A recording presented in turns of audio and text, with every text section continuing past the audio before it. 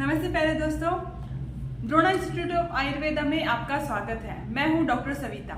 आज मैं आपके सामने लेकर आई हूं विश्व वेग प्रकरण के कुछ इम्पॉर्टेंट पॉइंट्स जो हमारे AIPGAT एग्जाम में पूछे जा सकते हैं और जिसपे कुछ कॉमन क्वेश्चंस क्या क्या हो सकते हैं उसके बारे में हम लोग आज के वीडियो में देखेंगे।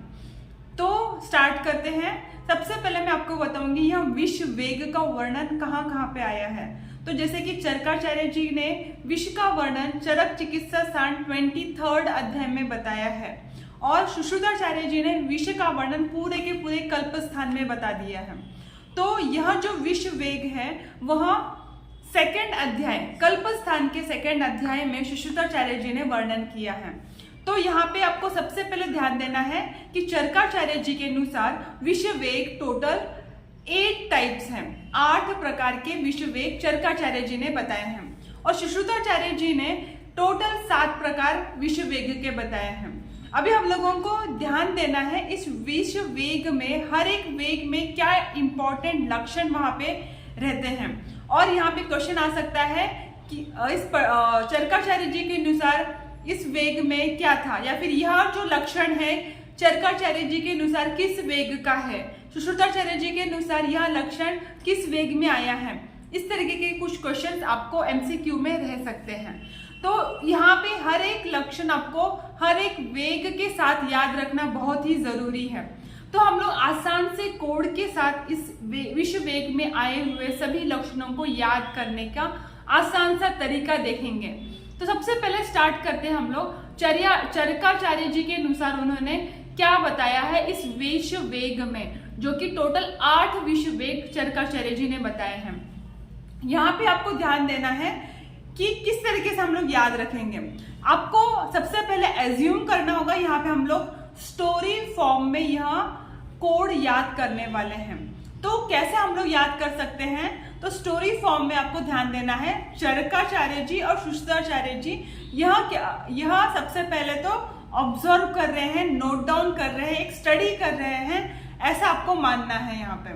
तो उनके पास एक पेशेंट आता है, वहां पे उस पेशेंट को जो भी लक्षण दिख रहे हैं उसको बिना कुछ हाथ लगाए वहां सिर्फ ऑब्जर्व कर रहे हैं। चरकाचार्य जी और सुश्रुताचार्य जी उनके पास एक एक पेशेंट आते हैं और वह उन पेशेंट में हुए विश्व के जो भी लक्षण है क्रमशः देख रहे हैं और नोट डाउन कर रहे हैं। यह आपको सबसे पहले ध्यान देना है।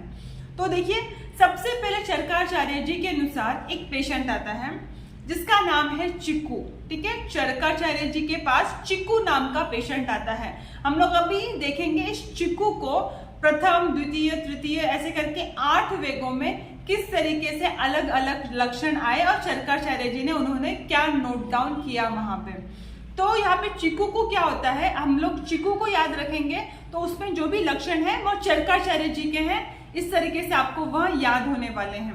तो देखिए, सबसे पहले क्या है, चिक्कू जब आता है चरकाचार्य जी के पास वह क्या करता है, वह यह बताता है कि मैंने कुछ दूषित रस पी लिया। ठीक है, दूषित कुछ जूस वगैरह था वह उसने पी लिया जो विष बाधित था। तो यहाँ पे रस से आपको याद रखना है, उसने जूस पिया है, रस पिया है। तो वहां पे प्रथम विश्व वेग के लक्षण में रस प्रदूषित होने वाले जो लक्षण है, रस प्रदोषज लक्षण हम लोगों को उस प्रथम वेग में देखने को मिलने वाले हैं। तो वहां पे क्या मिल सकता है, उसने जो रस का ग्रहण किया है तुरंत ही वहां पे वॉमिटिंग होने वाली है। ये सबसे पहले आपको याद रखना है। ठीक है, वमथु यह एक प्रथम विश्व वेग का है। वॉमिटिंग होने के बाद क्या हो रहा है, होने का उसको तृष्णा मतलब प्यास लग रही है, वो उसने कुछ तो प्यास लगी इसलिए पानी पिया, या फिर उसको जो भी मिला वहां पे, तो उससे क्या हुआ, उसने पीने के वजह से दंत हर्ष हो गया। ठीक है, दंत हर्ष हो गए। उसके बाद वहां दंत हर्ष से वहां पे प्रसेक हो रहा है, सलाइवेशन हो रहा है, और बाद में मोह मतलब वो अनकॉन्शियस की तरफ जा रहा है। देखिए, विष ग्रहण किया है, वो धीरे धीरे मोह उसमें आ रहा है, और क्लम कुछ भी काम नहीं किया है फिर भी वहां थक गया है, ऐसे वहां पे उसको लग रहा है, क्लम। ऐसे लक्षण प्रथम विश्व वेग में हमें देखने को मिलते हैं। फिर आगे देखो, ऐसे सब कुछ चरकाचार्य जी ने नोट डाउन किया और आपको भी नोट डाउन करना है। सेकेंड विश्व वेग में क्या होता है, यह रस प्रदोषज जो भी लक्षण है आगे बढ़ते हुए रक्त प्रदोषज में चले जाते हैं। आगे जैसे कि हम लोगों ने देखा रस, रक्त, मांस में, ऐसे जो धातुओं का क्रम है, रस के बाद वह रक्त में जा रहा है, यहाँ आपको ध्यान देना है। तो रक्त में जाने के बाद क्या होने वाला है, रक्त दूषित लक्षण उसमें देखने को मिलेंगे। तो क्या होगा, रक्त दूषित है तो वहां पे वैवर्ण्य आने वाला है, वैवर्ण्य, त्वक वैवर्ण्य हम लोग यहाँ पे ग्रहण कर सकते हैं। साथ ही साथ यह जो रक्त है पित्त से उसका संबंध आता है, तो हम लोगों को पित्त प्रदोषज लक्षण भी हमें देखने को मिल सकते हैं, जैसे कि भ्रम हो, मूर्छा हो, उसमें देखने को मिल रहे हैं, जो कि रक्त प्रदोषज भी लक्षण हम लोग कह सकते हैं। साथ ही साथ यह भ्रम मूर्छा के बाद उसको कंप हो रहा है, वेपथु, ठीक है, वेपथु सेकेंड विश्व वेग में है, अंडरलाइन करना है, वेपथु, यह भी विश्व वेग हम लोगों को इसमें देखने को मिलेगा। इन सभी की वजह से उसको और भी अनकॉन्शियसनेस आ रहा है, जृंभा दे रहा है वो, ठीक है, जृंभा, यह एक लक्षण सेकेंड विश्व वेग में बताया है। नेक्स्ट आगे बढ़ते हैं, रक्त प्रदोषज के बाद आता है मांस प्रदोषज, ठीक है, मांस, पिशित दूषित, ऐसे वर्णन आया है। तो वहां पे मांस की वजह से क्या वहां पे लक्षण देखने को मिलेगा, तो आपको वहां पे 4 वर्ड्स याद रखना है। मांस, देखो रक्त दूषित हो गया, उसके बाद मांस हो रहा है, मतलब कि उसके त्वक पे और भी फोड़े आने वाले हैं। तो वहां पे सबसे पहले तो मंडल, गोलाकार वहां पे आकार देखने को मिलेगा, मतलब मंडल। फिर बाद में कंडू, वहां पे ईचिंग होगी उसको। फिर श्वयथु, शोथ होगा, स्वेलिंग होगा। और श्वयथु के बाद वहां पे हम लोगों को कोठ, मतलब बड़े बड़े फुंसियां आ रही है, कोठ हम लोग जिसको कह सकते हैं। तो ऐसे लक्षण हम लोगों को थर्ड विश्व वेग में देखने को मिलेगा। तीसरे विश्व वेग में चरकाचार्य जी के अनुसार हमें देखने को मिलने वाला है। नेक्स्ट हम लोग देखते हैं, देखो यहाँ पे 3 होने के बाद चौथे में क्या हो जाता है, देखो उसके सभी स्किन पे वैसे लक्षण देखने को मिल रहा है। और उसके बाद डायरेक्टली वहां पे 4th में वातादि तीनों दोष वहां पे दूषित हो रहे हैं, यहाँ आपको याद रखना है। वातादि तीनों दोष वहां पे दूषित हो रहे हैं, वातादि दोष सभी के सभी वहां पे अपने लक्षण दिखा रहे हैं। तो वात की वजह से अंगशूल, ऐसे आप याद रख सकते हो। तो तीनों दोषों में क्या क्या लक्षण हो सकता है, उस तरीके से आपको लक्षण याद रखने हैं, ठीक है। वात की वजह से वहां पे अंगशूल हो रहा है, पित्त की वजह से वहां पे दाह और मूर्छा हो रही है, और कफ की वजह से वहां पे छर्दी हो रही है, वहां पे फिर से वोमिटिंग उसको हो रही है, ऐसा हम लोग कह सकते हैं।